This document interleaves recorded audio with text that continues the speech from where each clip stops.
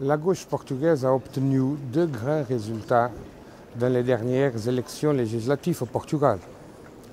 Le premier, c'est qu'on a terminé avec la majorité absolue du gouvernement d'un parti socialiste avec des politiques très libérales.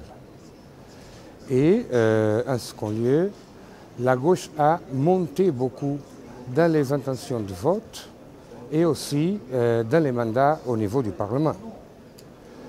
Ces deux résultats sont la conséquence de la crise économique et sociale qui existe dans l'Europe, dans le monde, mais aussi au Portugal, et de l'autre côté, de la capacité de résistance et de combat des personnes et des travailleurs qui sont vraiment préjugés avec la crise.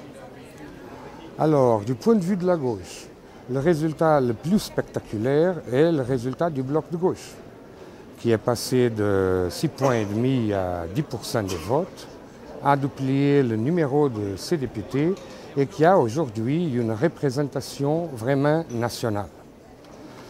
Le Parti communiste a aussi renforcé légèrement le numéro de vote et a augmenté dans un député son groupe parlementaire.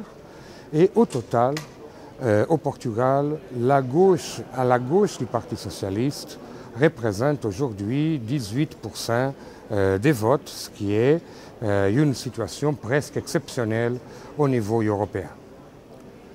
Et ce que nous espérons dans les prochaines années, c'est en face de la crise, la capacité de la gauche de s'ériger en une alternative politique pour changer la politique du pays et transformer la vie collective.